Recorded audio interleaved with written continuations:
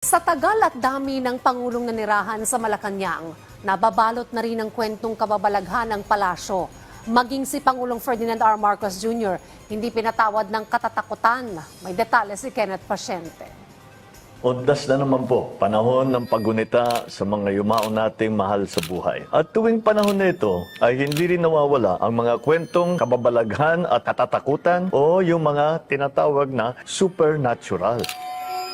Maraming mga ganyang kwento, lalo na sa mga matatandang gusali. Mga old houses, mga old building, mga historical site. At hindi magpapatalo dyan ang palasyo ng ating sambayanan dito sa Malacanang.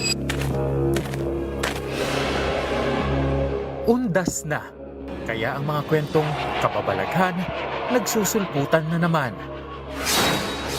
At isa sa may mga kwentong katatakutan, abay si Pangulong Ferdinand R. Marcos Jr.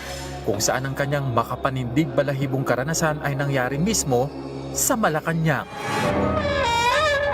1750s nang itayo ang palasyo ng Malacanang. Mula noon, marami nang nanirahan dito, kabilang na ang mga gobernador general at mga pangulo ng ating bansa. Kaya naman hindi rin mawawala rito ang ilang kwentong katatakutan. Ang reception hall kung saan kadalasang tinatanggap ng Pangulo ang karamihan sa kanyang mga bisita, may nangyari na rin palang kakaiba. Ayon sa Pangulo, may karanasan ng mga dating security ng palasyo na sa reception hall natutulog. At tuwing gabi minumulto ng dating nakatira sa Malacanang na si Father Brown. Balitang-balita na kung minsan sa gabi ay may dumadating na ginigising sila na ang tawag nila si Father Brown. Sabi ko, bakit sino ba si Father Brown? Nung tinignan namin ang kasaysayan dito sa palasyo, meron daw talagang Father Brown na Amerikano na dati, nung panahon ng Amerikano, ay nandito nagtatrabaho. At ngayon, ay mukhang hindi na umalis dito sa palasyo. Ikwinento pa ng Pangulo na nakaranas din siya ng pagpaparamdam ni Father Brown nang gamitin niya ang isa sa mga guest room na malapit sa State Dining Room, kung saan ginaganap naman ang mga cabinet meeting ngayon. Minsan, gabing-gabi na, umuwi ako, sinasara ko lang yung pintuan mula doon sa kwarto ko. Pagbukas ko ba naman ng pintuan, nakita ko biglang gumalaw yung mga buwan. Nagsisisigaw ako dito. At tumakbo ako. Sinabi ko, sinubo ko sa security. Sabi ko, may multo, may multo, may multo. Sino yan? Si Father Brown lang siguro yan. Nililinis.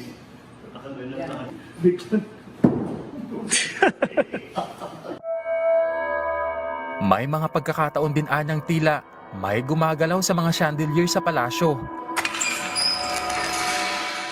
Pero kung minsan, maraming chandelier nga, isa lang yung gumagalaw. At hindi namin alam dahil wala namang bukas na bintana, hindi naman maabot ng tao yan. Nakakapagtaka kung bakit nagkakaganon. May nagpaparamdam din umano sa front door o yung formal na hagdan papasok sa Malacanang. Ramdam na ramdam ko na may nakatingin sa akin dun sa likod. Kaya pagtingin mo na gano'n, pero ramdam na ramdam sa paglalakad ka.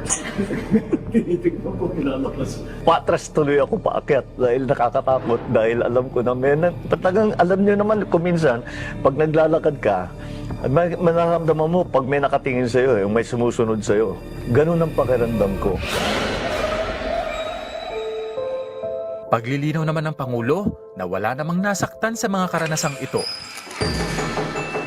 Nagpaalala din siya sa ating mga kababayan na gunitain ng undas sa maayos na paraan.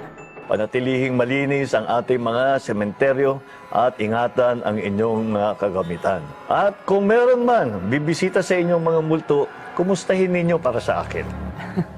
Isang mataimtim at payapang undas sa ating lahat.